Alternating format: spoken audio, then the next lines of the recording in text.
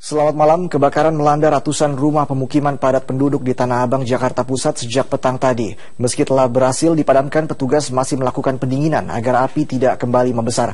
Untuk mengetahui kondisi terkini di lokasi kebakaran, kita langsung bergabung dengan Elverina Hidayat dari Tanah Abang, Jakarta Pusat.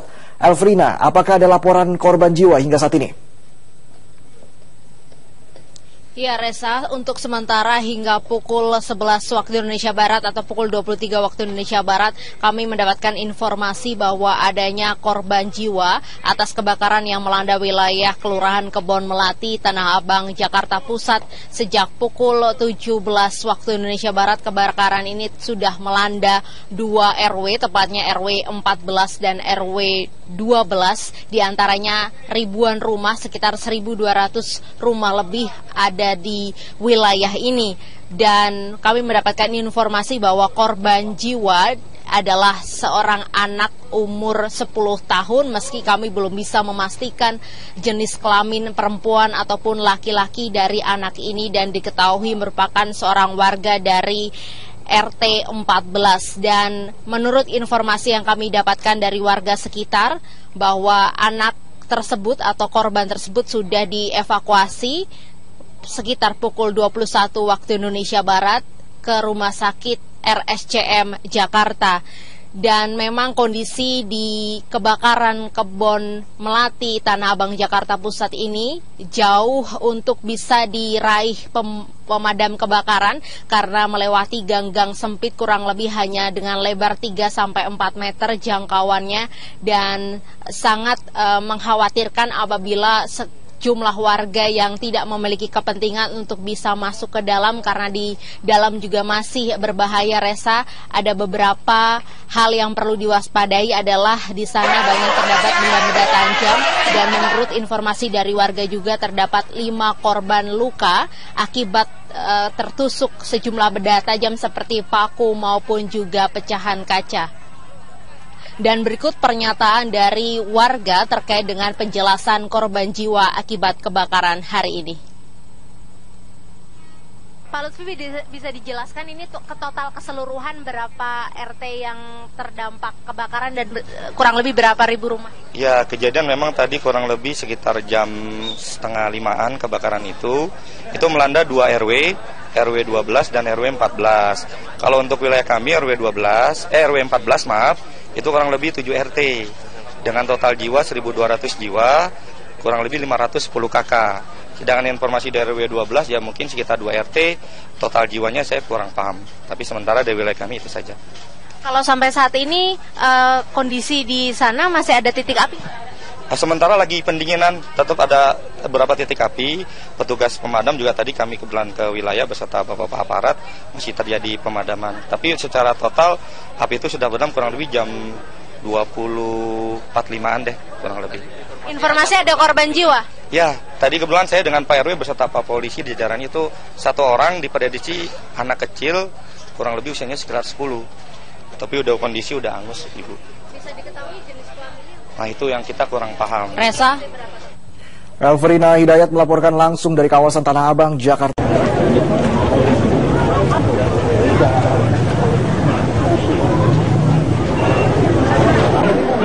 Olah TKP disaksikan warga Rawalele, Kalideres, Jakarta Barat.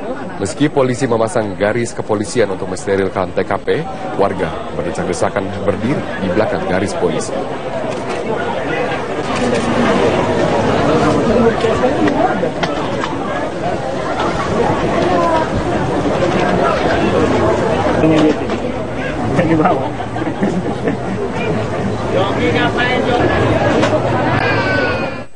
Polisi hingga kini masih melakukan penyelidikan di rumah milik tersangka kekerasan seksual terhadap PNF berinisial A.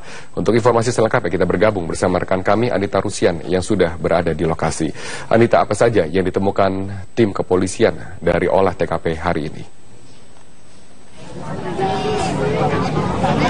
Robert, terkait dengan barang bukti yang diamankan oleh tim gabungan Polda Metro Jaya bersama dengan Polsek Kalideres dan juga Polres Jakarta Barat, kami belum mengetahui pasti apa saja barang bukti yang berhasil diamankan itu.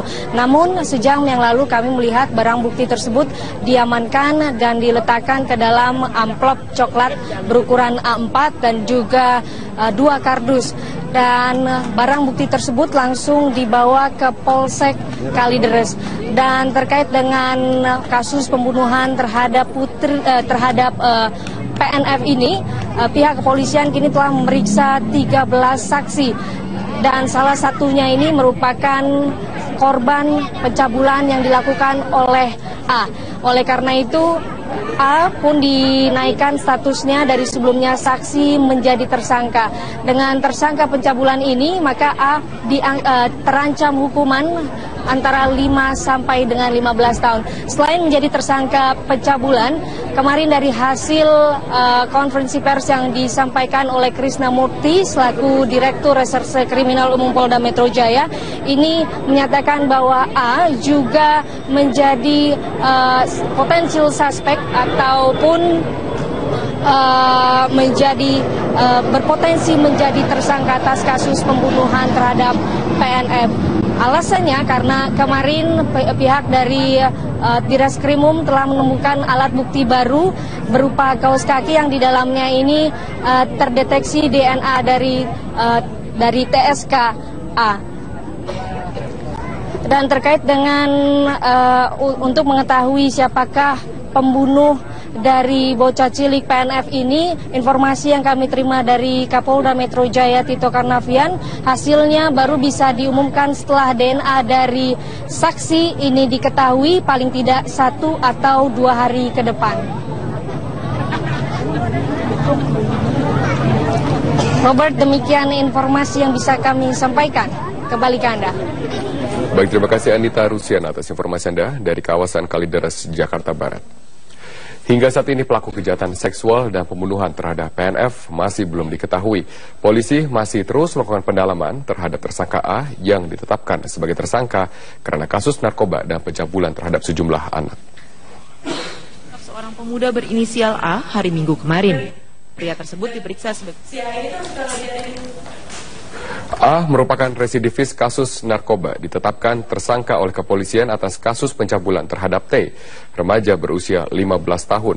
Polisi tengah menghimpun keterangan dari 13 anak-anak di bawah umur yang kerap berkumpul dengan tersangka A. Polisi juga memeriksa saksi secara medis untuk memastikan apakah para saksi juga merupakan korban kejahatan seksual. Diketahui A pernah menyekap sejumlah anak dan melakukan kejahatan seksual hingga menghamili seorang remaja berinisial Y. A juga menjadi koordinator anak-anak lainnya untuk mengkonsumsi narkoba jenis sabu dan ganja. Berdasarkan hasil visum jenazah PNF, terbukti korban telah dicabuli beberapa kali. Terbongkar semua, ada 13 orang yang pernah berkelompok, bergabung, bahkan menginap, bahkan dikunci di dalam sampai pagi. Yang itu, yang korban T 15 tahun. Tapi yang lain-lain ada yang katanya U bercerita kepada T bahwa saudari Y pernah hamil 3 bulan dan digugurkan perintah saudara. Tersangka A dikenal sebagai residivis yang kerap keluar masuk penjara karena kasus narkoba. Ia kerap mengajak anak-anak sekitar menggunakan narkoba di rumahnya dan juga membentuk geng yang beranggotakan anak-anak sekitar. A menjadi saksi kunci dalam kasus pembunuhan anak dalam kardus setelah polisi menerjunkan anjing pelacak saat olah tempat kejadian perkara. Anjing tersebut berputar mengelilingi rumah A sebanyak 3 kali. Polisi kemudian melakukan tes urin dan DNA terhadap A yang dicocokkan dengan DNA di kaos kaki PNF yang ada di dekat jenazah di dalam kardus. Dari dalam kaos kaki ditemukan DNA yang mengarah kepada terduga pelaku A. Tes urin A positif mengandung methamphetamine, kemudian polisi mendapat laporan dari 12 saksi yang semuanya anak-anak. Dari sanalah diketahui A pernah mencabuli seorang anak berinisial T sebanyak 3 kali. Dan masih ada 1 korban yang belum diketahui identitasnya. Bahwa saudara A mempunyai, dilaporkan, akhirnya kami mendapatkan 12 saksi anak-anak yang menjelaskan tentang perilaku saudara A. Tersangka A yang diduga kuat terkait pembunuhan PNF ini kerap mengajak anak-anak mengonsumsi narkoba. Anak-anak ini mengaku mengumpulkan uang 20 hingga 50 ribu rupiah untuk membeli ganja. A juga memberikan nama grup bagi anak-anak yang kerap diajaknya menggunakan narkoba. Nama grupnya Boel Tachos, namun polisi belum tahu maknanya. Menurut penuturan warga, A memang dikenal dekat dengan anak-anak. Warga sini betul. Pak, keseharian Agus